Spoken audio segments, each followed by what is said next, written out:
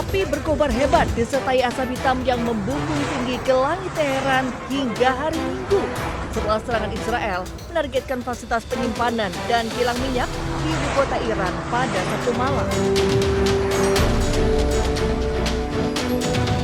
Kobaran api bahkan menjalar ke jalan-jalan Teheran. Militer Israel menyatakan telah menyerang beberapa kompleks penyimpanan bahan bakar yang digunakan oleh militer Iran di Teheran.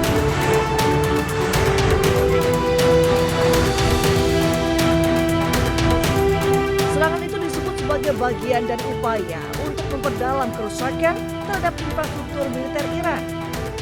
Sementara itu, media Iran mengutip sumber dari Kementerian Perminyakan yang menyatakan 3 depot minyak menjadi sasaran serangan.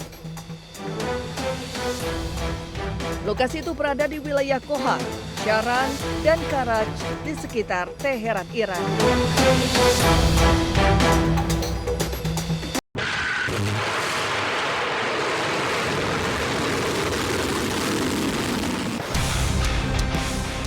Garda Revolusi Iran terus meluncurkan gelombang serangan rudalnya melalui operasi True Promise 4. Iran mengklaim sejumlah target berhasil dihantam menggunakan rudal generasi lanjutan termasuk rudal Emad, rudal Ghadar, serta rudal Hebar. Iran menanggapi serangan Amerika dan Israel dengan menargetkan Israel dan aset-aset Amerika di kawasan Teluk. Sementara rentetan serangan rudal Iran tertangkap kamera di Tel Aviv berhasil dicegat sistem pertahanan udara Israel. Israel mengkonfirmasi tidak ada korban jiwa akibat serangan rudal Iran karena berhasil diadang Iron Dome. Sirine terus meraung seiring dengan gelombang serangan rudal Iran memaksa warga Israel berlindung di bunker-bunker di Tel Aviv. Israel dan Iran saling bertukar serangan rudal dan roket yang melibatkan negara lain di kawasan Teluk.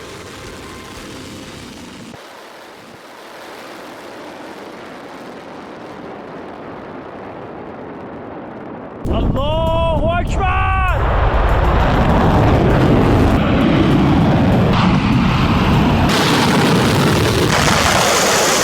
دودو بگیرین آقای نظری ببینید زدن اینا بی‌شرفا.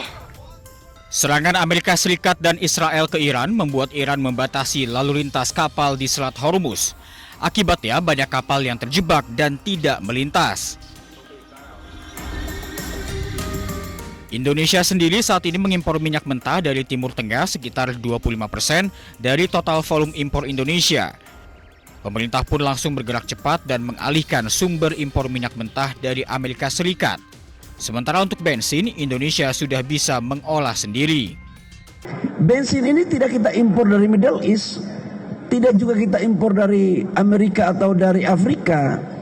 Impor bensin kita itu dari Singapura sama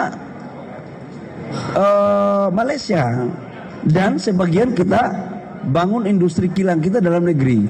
Jadi insya Allah sekalipun terjadi peperangan di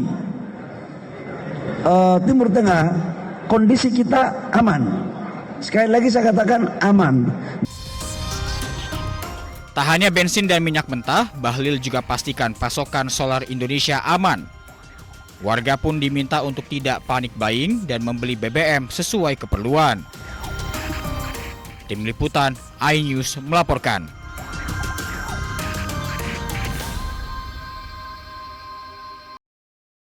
Kalau emang anggarannya nggak kuat sekali, nggak ada jalan lain ya kita share dengan masyarakat sebagian. Artinya ada kenaikan BBM. Kalau memang harganya tinggi sekali dan anggarannya udah nggak tahan lagi. Kalau harga minyak $92 selama setahun rata-rata, itu kan APBN kan setahun, maka defisitnya menjadi 3,6% tadi. Kalau itu kita akan melakukan langkah-langkah supaya itu tidak terjadi. Bisa dengan yang lain kan? Bisa penghematan di mana? Misalnya penghematan di MBG. Dari travel lain juga semuanya terpending dan dialihkan di hotel transit Jeddah. Inilah video salah seorang jemaah umroh asal Yogyakarta yang menginformasikan bahwa para jemaah tertahan di Jeddah, Arab Saudi. Mereka turut terdampak konflik Timur Tengah yang makin memanas. Rombongan jemaah asal Jogja dan Solo ini seharusnya terbang pada Senin 2 Maret dini hari waktu setempat. Namun penerbangan mengalami penundaan hingga akhirnya dibatalkan dan para jemaah dipindahkan ke hotel.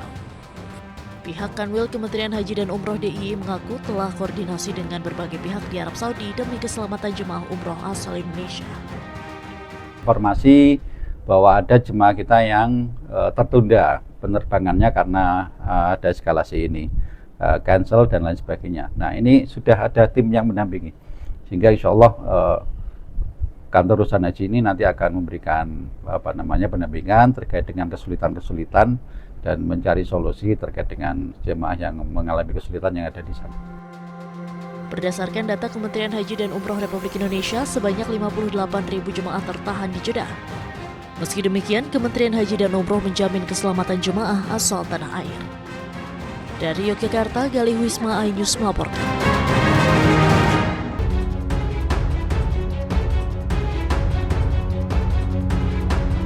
Imbas meningkatnya eskalasi konflik di kawasan Timur Tengah, Komisi 8 DPR RI meminta pemerintah menyiapkan berbagai skenario terkait penyelenggaraan ibadah haji tahun 2026.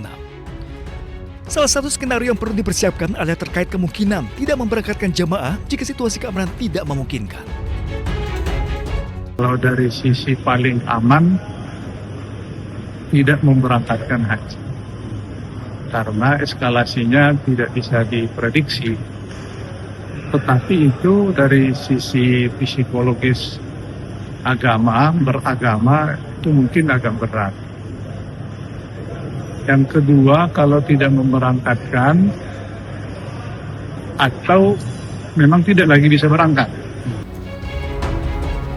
Jika memang diberangkatkan, Komisi 8 DPR meminta pemerintah menyiapkan alternatif rute penerbangan untuk keberangkatan atau kepulangan jemaah haji 2026. Tidak mungkin juga jamaah berlama-lama.